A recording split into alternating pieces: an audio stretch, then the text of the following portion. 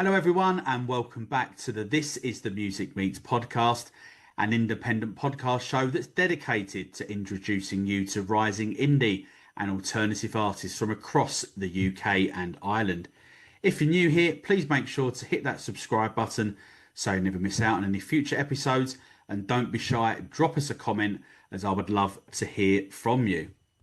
Right then, let's get into this week's show. It's episode 157, and I'm delighted to be joined by emerging Liverpudlian artist Jamie Higgs to talk about his brand new single, We Talk, crashing into the indie scene with his single Peace in Your Sound, playing at Liverpool's title-winning home game, and what the future looks like. Jamie, welcome to This is the Music Meets podcast. It's fantastic to have you here. How you doing?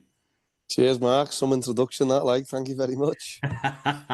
Well, in my opinion, you fully deserve it. And as I say, it's fantastic to have you here. Obviously, personally jumping on board with that single that I mentioned there, "Peace in Your Sound," and looking forward to this chat and finding out a little bit more about you and your musical journey and what everything else you've got coming up for us. Yeah, no, say I'm greatly appreciated, and obviously I'll pass me thanks to you now because I know you're one of the main ones who backed us with Peace in Your Sound. You showed us a lot of love for us, so and it went well. So yeah, very grateful. So people like you help us massively, mate. So very appreciative. Thank you. Not a problem at all. Pleased to have helped, and so let's kind of like then sort of introductions. Obviously, we know you're 53 singles in, but just maybe for those listeners that are sort of coming across you for the first time, how would you sort of describe your sound and sort of like what you're all about in terms of where you want to go with your musical sort of, I don't know, never know what the right word is. Is it career? Is it journey? I don't know, but yeah, whatever. Far away.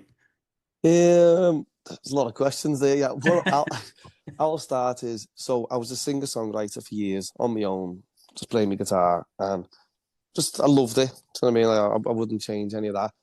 And then Liam from the Noisy Neighbour promoters got in touch with me and he was like, are you still doing like your own stuff? Do you want to do a headline show?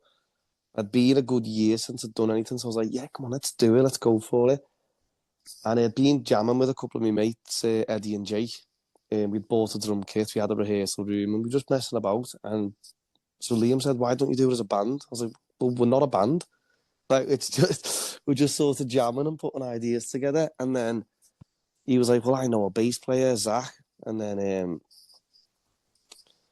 so we kind of put a little bit of us together. And then we got another Liam in on the drums because Jake was great, but he's not a drummer. Right. So he was just whacking the sticks. No, he was good, to be fair. Like, we had a great vibe with Jake, but he'll be the first to tell you, he's not a drummer.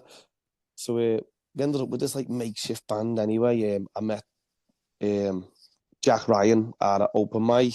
He was lead guitarist. So we had me, Eddie, Jack, Jake, and Liam on drums. And I'm not messing, Mark. It must have been about 10 days to 14 days before the gig. Wow. We had our first band pracky, and then it might have been less than that. I think literally Jack done like 2 rehearsals, and we were like, on the day we'll get in on the day of the gig, and we'll try it again, and if we're happy, we'll just go for it. Right. And we smashed it in the room like before the gig. So I was like, let's just do it. Let's just go for it. And then the gig went off. It was massive. Like, my vocals were huge to me. Like, I'm not saying that arrogantly, just from my perspective, from being a singer-songwriter, it was like, felt massive. I was like, this is how it's got to be from now on. This has just got to be big. And then, yeah. Yeah. So that kind of like sounds like a little bit stressful, but how has that evolution been from you there, from, being a singer-songwriter, to then suddenly, having, full on band behind you? It's definitely not seamless. I'd say that. Like, it's been very bumpy. We've had good times and bad times. But for me, from the moment we done that first headliner on the 6th of June as the full band, it was like there was no other way it could be. Yeah. It was like such an eye opener because gigging live taught me I had to start singing differently anyway. Singer songwriting's great if you've got a good room. If Right. you've got a room of patient people who are there to listen to the music and judge the songwriting, everything, that's great. You can sit there and you can pluck your guitar, bare your soul, and that's a great gig to do. Mm-hmm. But if you want to walk into like a Manchester calling or a Liverpool calling or a Sheffield in the No Festival and just grab a room's attention with your guitar and your vocals, it's a lot harder because the Yeah. room, it's just a different vibe. So Yeah.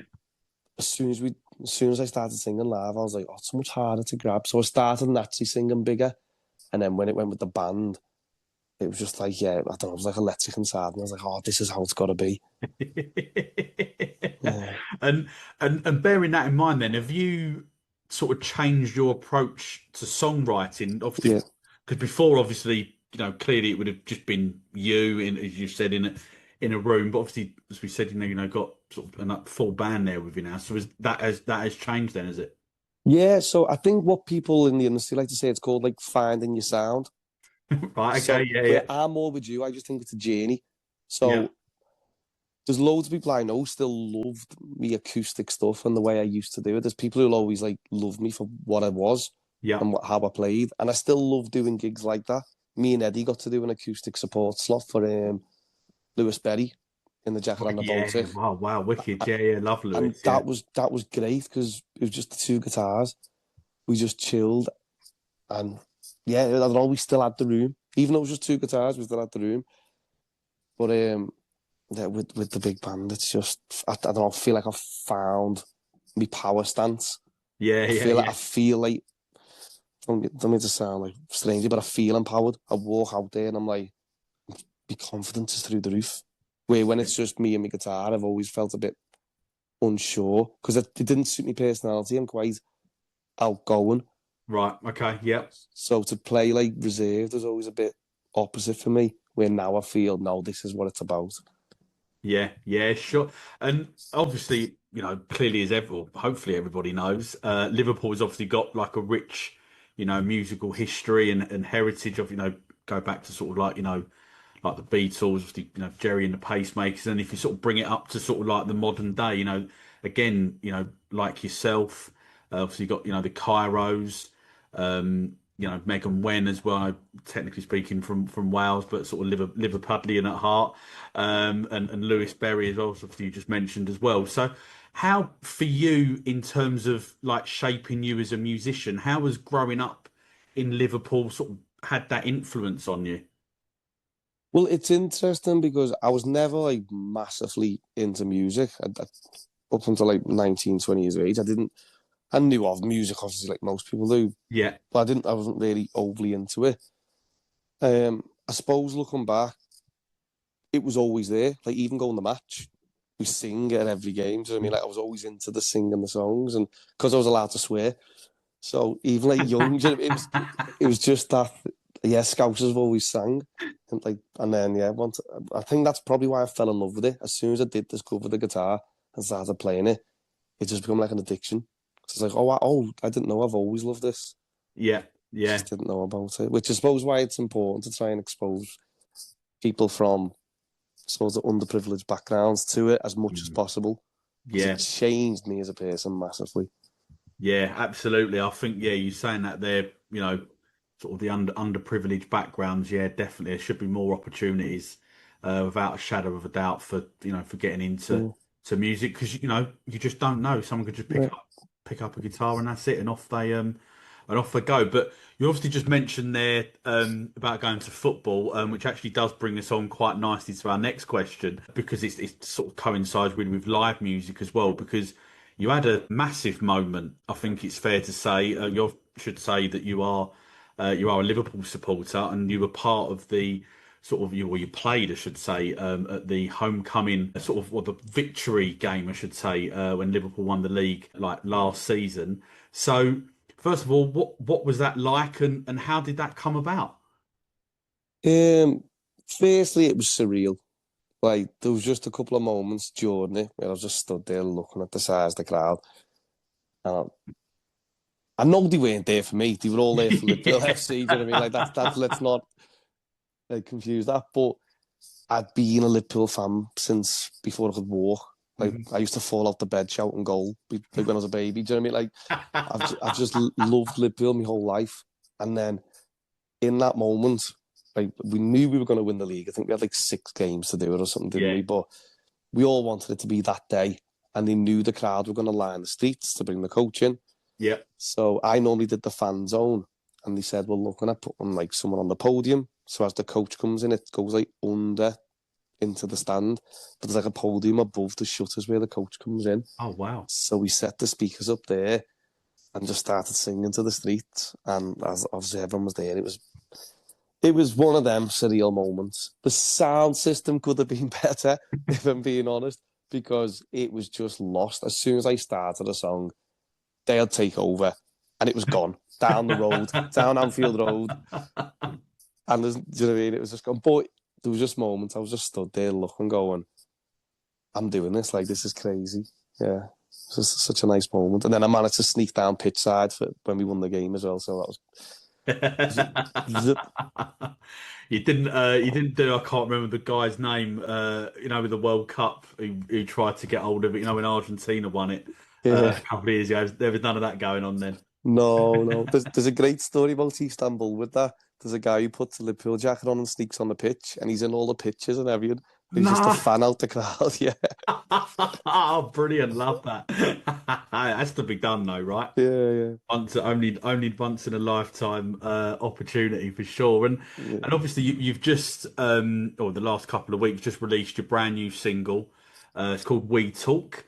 Fantastic track. It feels sort of like a really sort of like emotional sort of like reflection on sort of like love, distance and communication. So where did the idea, what was the first sort of, where did that idea come from for that song? So it kind of come in phases. So Eddie, who's like my right hand man in the band, like so me and him like was so very telepathic when it comes to our music ideas, and he come in with this chord progression as he does quite often. And sometimes I'm not feeling them. Other times he come in just like, oh yeah, I like that. Like I'm gonna write to that. And this one that he brought in was We Talk. And when he's playing it, I just kept saying the line. I kept saying, "Oh, there's something about We Talk." I don't know why. Maybe I do know why, because a week later, we were in the studio just having like a sort of conversation late on at night. And he was having a rocky time. Oops. He is still there. Right. But take 2. So yeah, he was having a rocky time with his missus. I was having a bit of a rocky time with mine, and we were just like talking about all mad stuff, and like, it was very similar situations and stuff. Because he's been with his girl for a few years. I'm 10 years in with mine. So anyone who's been in a relationship anywhere near that long, it. There's ups and downs. It's life. Mm-hmm. And I kept sitting up late with Tasha, my wife, and we were having like deep conversations, and I was having a deep conversation with Eddie, and I knew he was having them with his missus, and I was just like, that's such an interesting topic. I keep saying the line, we talk, and we're all having these we talk moments. So the idea kind of come from that, and then because me and Eddie had shared like emotional conversations about what we were going through, it became easy to write then, because the emotions were already there. I already had the title. So once you got kind of them two, it's just still playing the song over and over, and the words just kind of fall out your mouth. Yeah, it just happens, and when you're writing something and it works, or you feel it, because I say just an emotion, and then you're like, yeah, I'll keep that, and I like that, and it'll come out. Yeah, and obviously like the sort of the soundscape really I'm sort of thinking about here, it's kind of like got a sort of a blend of sort of like indie soul, maybe in there, and sort of like a bit of atmospheric, atmospheric pop, as Take well. 3. Yeah. So kind of like thinking about a little bit, obviously with peace in your sound, obviously completely, we'll come onto that track in a little bit, but obviously that had a completely different sound to this. So, and obviously you've mentioned sort of like the lyrical content, but the kind of like the sound on We Talk, where did that sort of inspiration come for the sound, or was it just saying there about the lyrics where it just sort of happened? Was it the same sort of process with the I sound? think that was the influence of the band. So Right. there's a bit of a running joke within the band because obviously Jamie Higgs is the name of the brand. That's me, and I'm the front man. But we are very much a band. We do all like try and chip in with our ideas, and like Harry, the rhythm guitarist, he's brought ideas in and stuff that we like. It's not like, oh, it's just Jamie Higgs and he's got a band. It's like we do try and collectively input, and Jack, the lead guitarist, brought that riff in. So, Yeah. and we talk down, down, and you can hear, and it's like it carries the chorus, and like it's stuff like that. When you hear it, you go, "Oh, that's so important." Because if we had just done it the way we had wrote it with the acoustic, and it doesn't have them lead lines, it just wouldn't work. So it's like the influence of the band. So obviously you've got a drummer. They had the heart and the kick, and then Zach on the bass is unbelievable. Like we call him the wizard. So the bass lines in it are so they're there. You mightn't even know if you're not like massively into music. You won't even pick up on it. Yeah. But anyone who knows the music, you listen to that song, you can just hear the bass lines. And you're like, oof. And then so it's more the band's influence that I just kind of sit there because obviously I am the front man. I always say it has to be my final decision. So I have Yeah. to sit there and say yes or no. But when you're watching them do the things, it's enjoyable because they're so much more talented than me. So I just get to sit there and go, oh yeah, can you do it a little bit like this or a little bit like that? And it's great. Brilliant. And We Talk was recorded, and I hope I'm going to say this name right, with Jono Tringham, sorry, at Allo Sound, who's worked with artists such as Crawlers and obviously Jamie Webster. So what then was that studio experience like, and how did he sort of help bring the song to life? Well, first of all, he's one of the like most easygoing people you'll ever meet, Jono. Like, you go in, it's just like chilling with your mate, and even if you don't know him, he's just dead relaxed and laid back. You can Yeah. tell he's a man who knows exactly what he's doing. He knows the industry he's in. He was actually a godsend at the time because our drummer at the time didn't show up on the first day, and obviously when you're paying for a studio, it's like.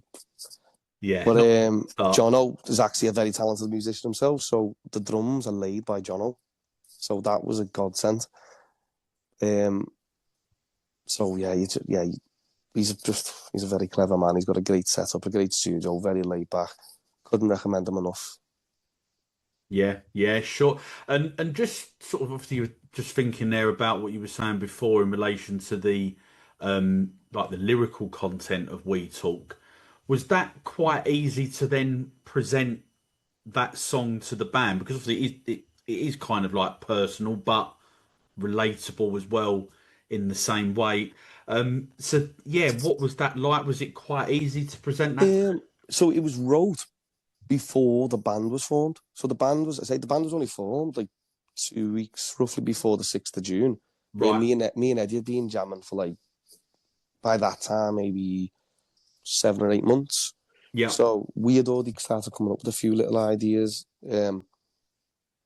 Piecing your sound being one of them, which obviously we'll move on to in a sec. But so the We Talk thing, me and Eddie were already Right. well into that. So when the band come in, it was like, oh look, I had songs I'd already had previously, and then we had a couple of new songs. So the band just kind of learned them by force, if you will, because it was like, we've got a gig in 10 days or whatever, so you need to know these songs. And then since the 6th, I don't know whether we've kept all the songs or whether we've removed a couple of the songs. Probably, I think we've removed a few songs from the 6th, because obviously we wrote more and moved on already. As Yeah. I say, touch on what you said before, my writing's changed. I write now with a different idea. So yeah, it's nice. Cool, cool. It's certainly exciting time, and obviously you just mentioned peace in your sound. It seems the perfect time to talk about it. It was obviously your second single, and it's obviously seemed to have really connect with not just maybe like immediate sort of like fans, but sort of like a wider audience as well, because it has now passed over 13,000 streams on Spotify, which is a fantastic achievement. So when you see those sort of numbers and you hear that, what's like your reaction and like general feeling, I guess, around that? Honestly, it's split. Right? So on one hand, I'm absolutely made up and buzzing because you never know how any song's going to go when you release it or anything. Especially one I hadn't released for like a long time, and this was like a whole new phase of my career, if you will, my journey. That's what I'm saying. Whole new Yeah. phase, the whole new phase of my journey, and I'm made up that it's had the reach it has. But I'm also a bit annoyed with myself because I'm like, we didn't push it that much, man. Our promotion for it was really poor. Like, so I'm a bit like, wow, if I had like really run the socials, Hmm. like if I had like hammered it on the socials, would it have done even better? Because even people who hear the song now, who've never heard it, really like the song. Yeah. It does seem to be a very successful song in terms of people who hear it like it. So Yeah. the listen to like ratio is quite high, as far as I'm Mhm. aware. So, but obviously, yeah, I cannot be happy with it. So, yeah, yeah, mixed emotions, but more happy than not. Just frustrated with my own not understanding the game enough to be able to push it. Yeah, I totally understand what what you're saying because I don't agree with this, but the socials is probably, and this sounds ridiculous as well, what I'm about to say, the socials is probably more important than the song, and it shouldn't be like that. It should be, Yeah, this is the song. Do you like it? Right, chuck it on, listen to it. I'll go and tell, whoever, they'll listen to it, etc., etc. yeah, And you are, if you've said, second single. So again, it's almost like another job.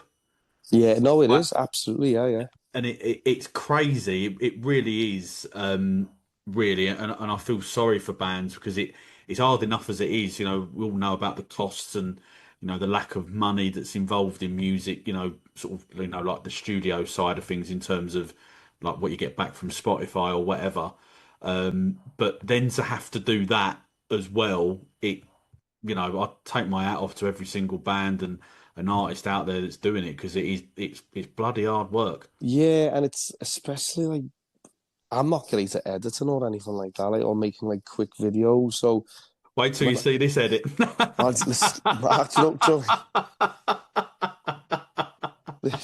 it is though, it's hard. And I think the editing and like putting the videos together for content, that's a job in itself. Then you've got like the social media is a job in itself, just being able to post and stay on top of your replies and your messages and everything else. Then obviously you're supposed to be creating the music, recording the music, playing the gigs, organising the band. It's one of them. I'm not complaining. I'm not one of them ones who I kind of like that it's hard Hmm. because there's already a lot of people doing it. So if it was even easier, there'd be even more people doing it. So it's a bit of a tricky one where I like that it's a challenge because if we do become successful to a point where we can earn a living and relax off our own music, we're going to look back and go, wow, we worked hard for that Yeah, no, and we definitely. can enjoy it. But yeah, at the same time, it's like, does it have to be this hard? I don't know.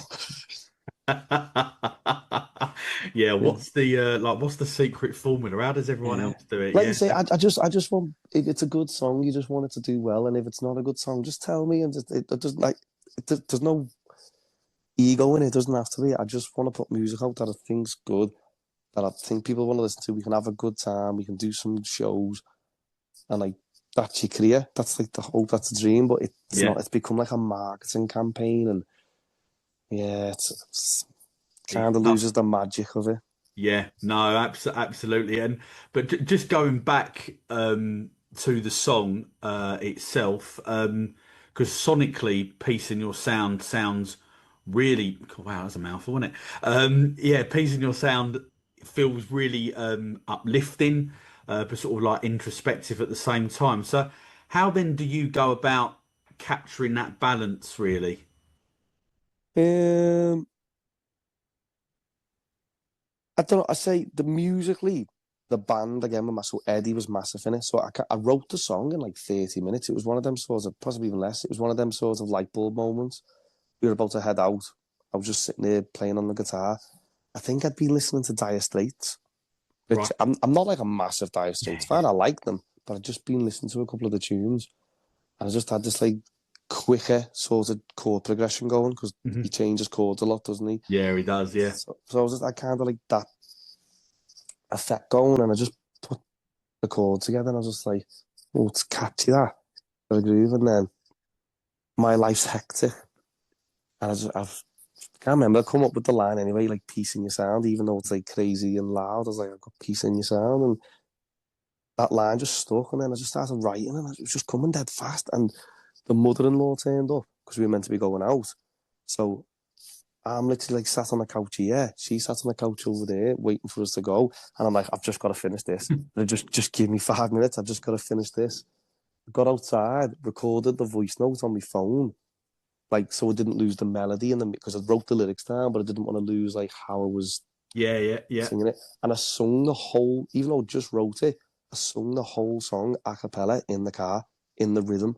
And that's how I knew I had something good, because I was like, normally you're like, oh, what was that line? Or what did I say? I did the whole thing in one voice note, like just flowing.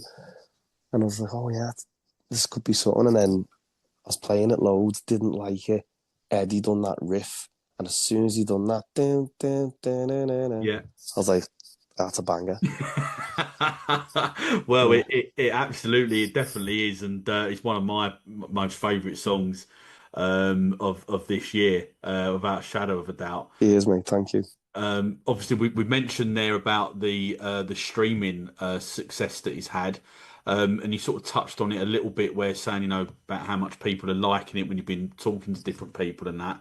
So has that been reflected as well whenever it's been played live? You know, what's the reaction been like to the song?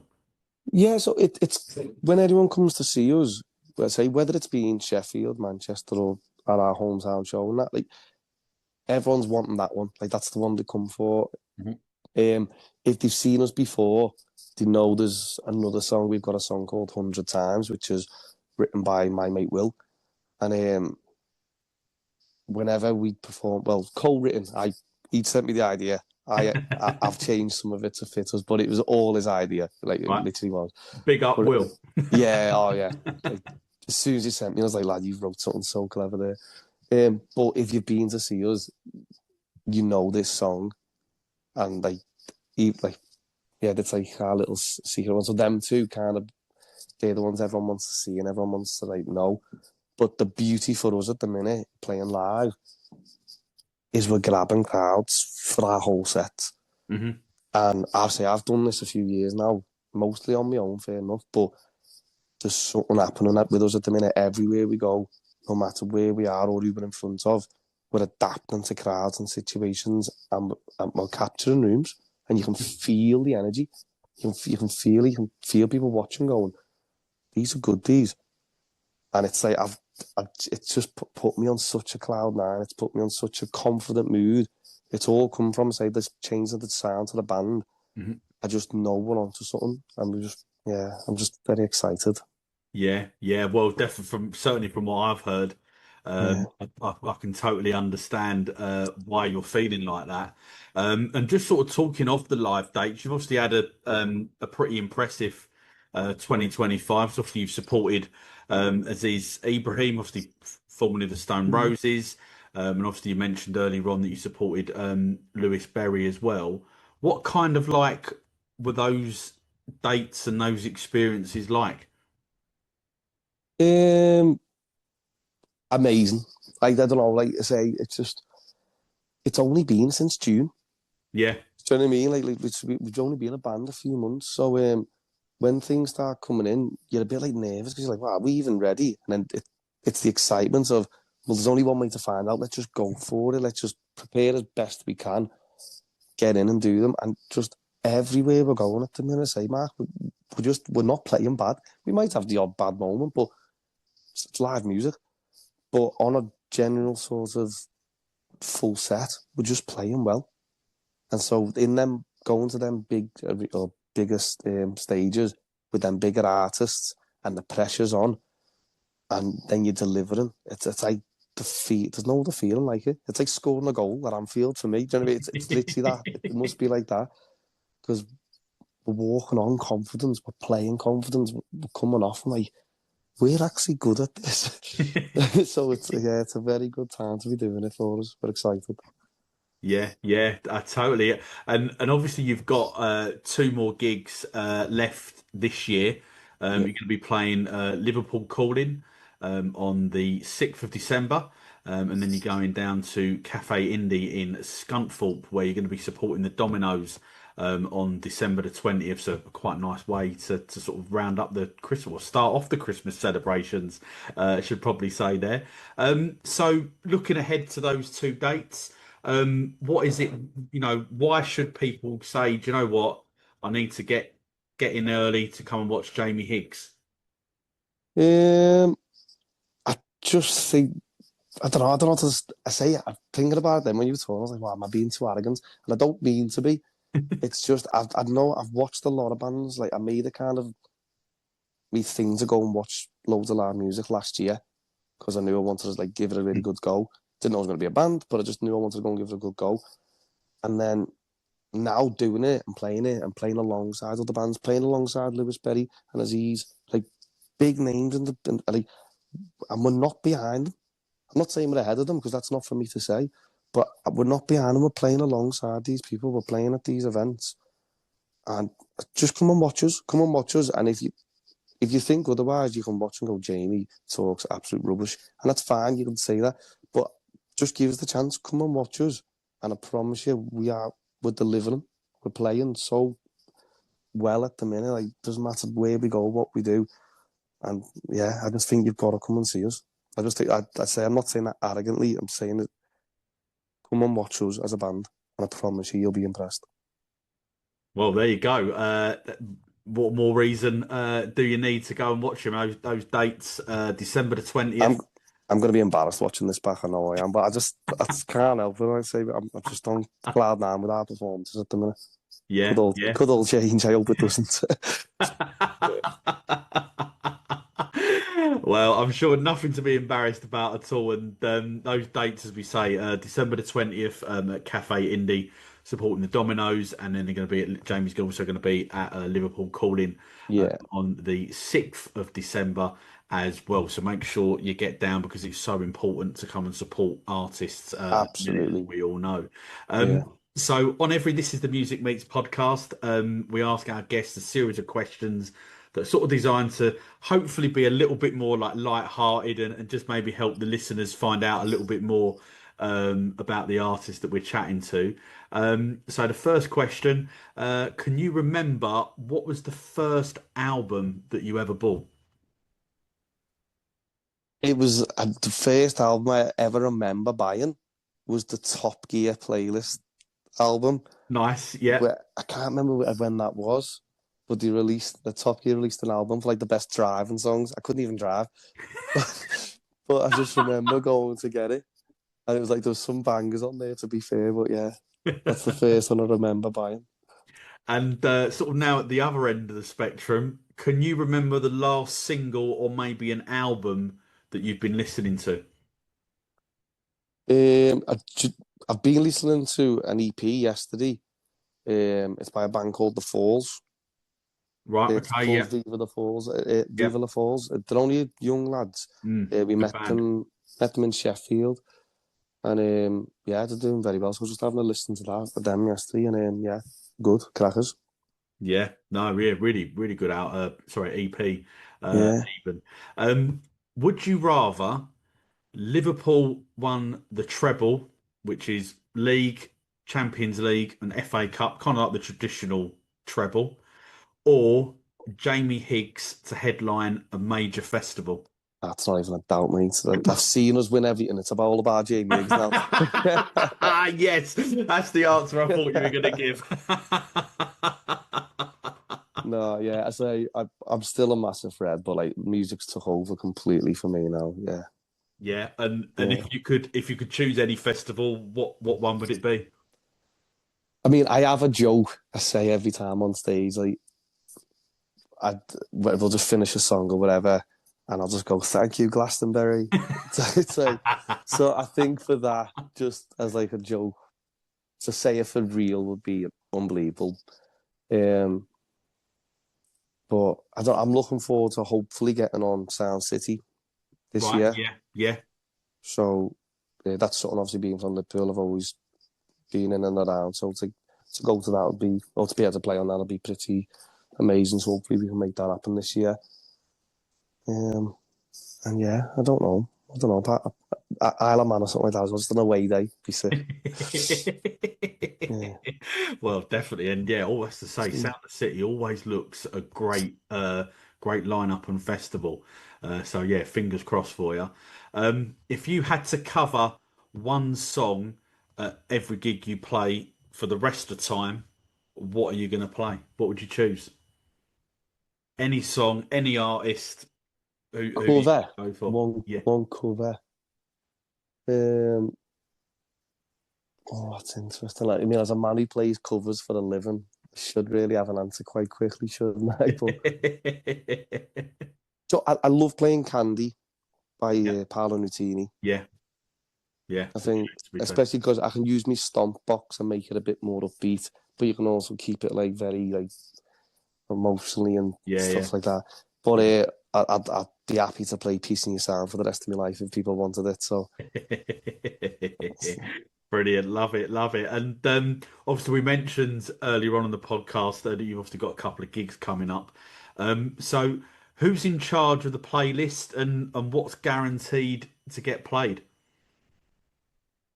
In the car on the way there. Yeah, on the way there. Yeah. I'm a shuffle guy myself. Right. So I don't know, but like my Spotify is a bit all over the place. So it can go from like Frank Sinatra to Tupac. Wow. Do you know what I mean? It can go from like a Clubland classic to like a country song. Do you know what I mean? Like, it's a very. I mean, I've got Beethoven on my playlist and everything. So, you know. Wow, I was not expecting that to be making an appearance. Yeah. I love like Sky Arts, and I love watching like Andre Rieu and all that. He's always on, isn't he, with his violin and stuff. Yeah. I don't know. Just good music's good music, isn't it? That's very true. Yeah, definitely. So if I like it, it goes on the playlist. Fair enough. So, Jamie, obviously Christmas, I can't believe I'm saying this. I haven't even had fireworks. We're recording this on Guy Fawkes night as well. So I can't even believe I'm even saying that. We haven't even got this out of the way yet. But obviously Christmas is just round the corner. Are you one of those who sort of like starts blasting out Christmas tunes like now in November? Or do you kind of like wait until about like the week before? No, I'd say 1st of December. So, like, I mean, if you hear one or two through November or towards the end of November, it's no problem. But 1st of December, get your tree up. It's Christmas. That's it. I mean, have a month of it. Yeah. I'm all for that. Yeah, that's enough, isn't it? I think. Yeah. No more. No, I don't know no more. Yeah, I don't know what it's been like obviously up there in Liverpool, but round here they've had like the mince pies out since about September, I think. So yeah, pretty well around here. One of my mates there, Steve, he helps me with like the sound. Sorry, the sound. Well, he does help me with sound, but he does like my stage setups and that. Like, so I'm trying to build like a little team. So we went round to Steve and Sarah's the other day to like borrow some stuff for the room, and they've got all their Christmas tree up already. And I was like, already? And he went, what do you mean already? We're late. Wow, late. Yeah. Fair enough. And just on that Christmas theme, what's your go-to Christmas dinner essential, or the one thing that maybe you'd be quite happy never to see again on your plate? Sprouts can go in the bin. I don't want them near me plate. I can't do sprouts. And then pigs and blankets always get the shout, don't they? Because because you don't have them all the time. But you can't beat a Yorkshire pudding for me. Oh, do you go? Oh, do you really? Oh, wow. Yeah. Roast dinner. That seems weird though in a way about not having Yorkshire pudding. You should have it. What's weird with Yorkshire pudding on your Christmas dinner? I don't know. I just don't ever think it. I don't know. I don't think it goes, but it does because it's essentially just a roast dinner in many. Like I'm not Yeah, Christmas dinner, but do you know what I mean? It's the same like food on the plate. So yeah, why would it yeah. be weird? Yeah, I don't know why. Just standard in Sometimes. my house, that. I'll have to start. I'll have to join in with that. I'll have to join Yeah. in. Obviously, we've obviously spoken about like We Talk is obviously out now, and obviously you've got a couple of gigs lined up as well in well, sort of like next month. What else have you got in the pipeline? What can we expect to see from you in 2026? Um, so the idea between me and the lads at the minute is we've got two gigs now between us and the end of the year. So it's kind of gearing towards 2026 now. Hmm. So obviously we want to smash the two gigs that we've got. Pracky as much as we can. Ideally get in the studio before the year's out as well. So get the next single ready for release early next year. But just debating which one because we've got so many good ones. You see, Mark. Let's just try and pick one. Love it. No, yeah, it's just it's you want them all out, don't you? But it Mm. doesn't work like that. So and we've done some live sessions as well. So we're just in the process of finishing the edits on them. And they're going to be cool. That's just me and Eddie in the studio doing acoustic live versions of a couple of the songs, and Nice. it's a bit like of a throwback to how it used to be, Yeah, yeah. but with like the newer sound. And it's just I'm in love with them personally, so I can't wait to get them out. And yeah, it's just about trying to build that fan base and keep releasing music and bettering ourselves constantly, so that every show we go to, everywhere we play, people are just blown away by what we do, and that's the plan. That's the hope.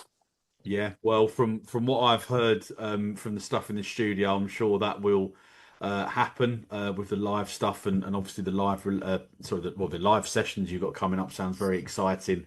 As do all the plans for 2026, and I wish you all the luck in the world with it because it say sounds really exciting, and I'm definitely would consider myself as a fan of you and your music. But look, unfortunately, Jamie, that is the end of the podcast. Thanks very much for joining me on episode 157 of the This Is the Music Meets podcast. It's been an absolute pleasure meeting you, admittedly virtually, but yeah, finally, obviously chatting a little bit on and off on the socials. But before I do let you go, can you let the This Is the Music listeners know the social media platforms that they can find Jamie Higgs on? Absolutely. It's all Jamie Higgs music. So you type that in anywhere, you'll find us, or even just Jamie Higgs. I'm sure it'll pop up. But also, Mark, massive thank you, mate, because honestly, it's a very underappreciated thing you do for us bands, or like on us singers, musicians, whatever. The champion you do for us doesn't go unnoticed by people like me, mate. Honestly, absolute star. So very, very much appreciated what you do for us and keep doing it because we massively need you, lad. So thank you.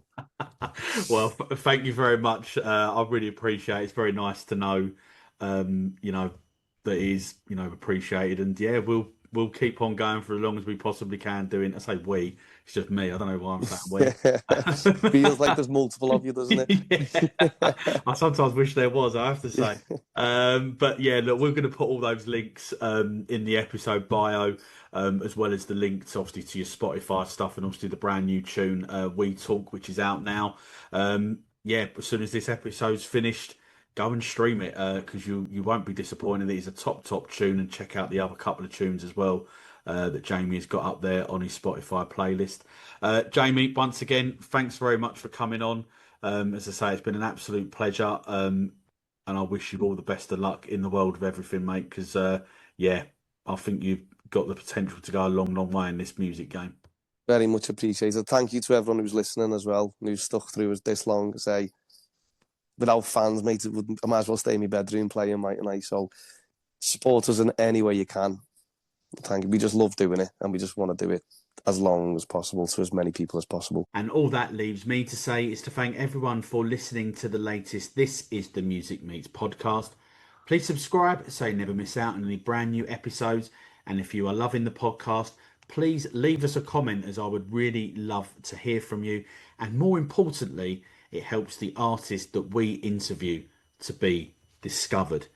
If you're listening to this episode on Apple Podcasts or on Spotify Podcasts, then stay tuned because you'll be able to hear Jamie Higgs' brand new single, We Talk, which is out now on all streaming and download platforms. Thanks for watching, and I'll see you very, very soon for another This is the Music Meets podcast. And remember, the future is bright, the future is indie.